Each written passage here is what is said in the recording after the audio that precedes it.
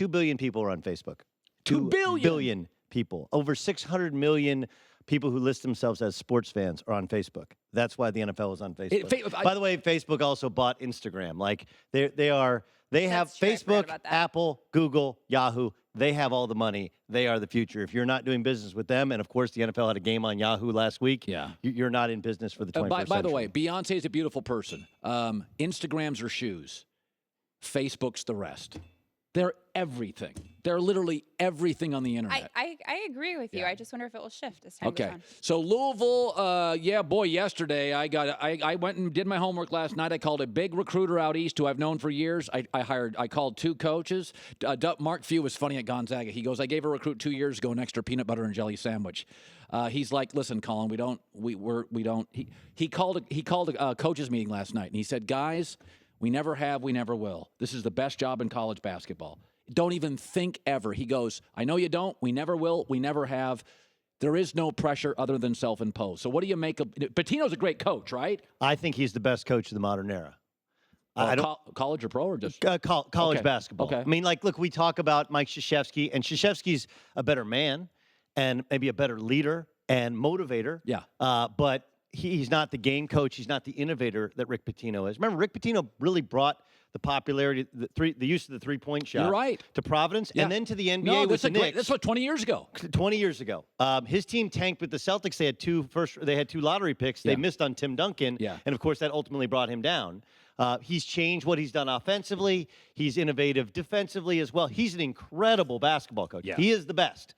Better, Roy Williams didn't play, not really a great in-game coach in terms of adjustment guy, even though he's won more national championships. But that said, how his career ends is going to massively overshadow the 30 other years of greatness. Yeah. And I think you appropriately pointed out the fact that his arrogance, pride comes before the fall. And his arrogance, the real person kind of ceased to exist, and this caricature of what a college basketball coach is what was on the sideline. And, I mean, like, to go from the prostitution thing and shortly thereafter now an assistant coach, and apparently, if you look at the documents, coach 2, if he's coach 2 and he knew about this payment, like, Louisville is dead in the water for years to come.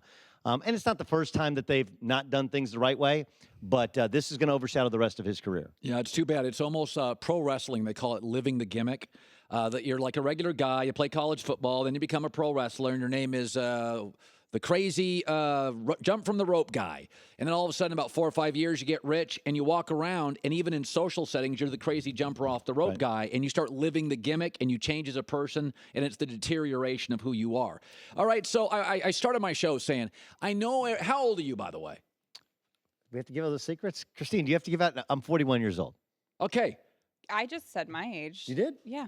Good for you. Okay, you know what? She's like 22. Okay. It's crazy. 30, thank you. Oh, yeah. If Sully was 28, he hits the bridge. Sully's 60, he lands on the Hudson. We're all banging on D. Wade. I don't give a rip about the regular season. 7 minutes to go in Game 6. I don't care if he plays 12 minutes a night. I'll take D. Wade over Jaylen Brown. There is value to manipulating the officials, manipulating your arse. No question. Like, I'm sorry, I look at... So you like the Cavs roster? I do.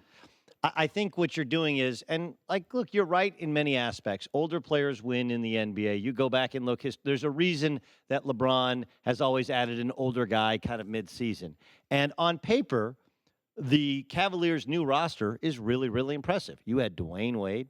You had Isaiah Thomas, who averaged 28 a game last year. Jay Crowder? Right. You had Jay Crowder, gives you some defense, some toughness. The problem is, last time I checked, you can only play 5. Right. And you can only have 1 basketball.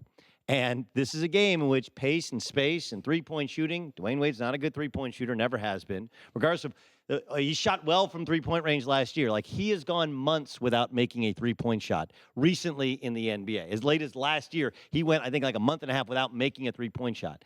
So, and if you're going to play him, you taking J.R. Smith off the floor because that shrinks the court. So you're going to take young Jalen and young Jason Tatum and Marcus Smart. Look at my roster and look at yours, my friend. That is veteran leadership. It is, but who is Kevin Love going to guard?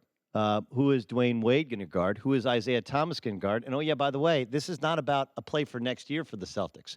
The Celtics are adding 11 new players. They don't expect to win an NBA title this year, but they know that the Cavs are more likely than not to break up. The Cavs are also aging. When you play older players, they have a tendency to break down later in the year. Yeah. So, yes, I will take the Celtics roster for the next 5 years, even if in a one-game scenario, in a one-series scenario, you take the Cleveland Cavaliers. And, by the way, this is all about beating the Golden State Warriors. Yeah, neither is doing that. No, and all of these teams, like Oklahoma City, that's really impressive. I can't wait to see it. But they're going to play one basketball, right? Right? Like Paul George and Carmelo Anthony, both kind of ISO guys to go along with Russell Westbrook, and none of them are particularly good three-point shooters. None of them have been neither of the two new additions have been lock-in defenders. I think everybody's getting more interesting, but nobody's really getting close to the Warriors. Hi, everybody, and thanks for watching. We want you to subscribe here, to get the latest from the show. Also, be sure to check out more of the best clips from the herd, or go watch a few segments from the newest show on FS1, First Things First, with Chris Carter and Nick Wright.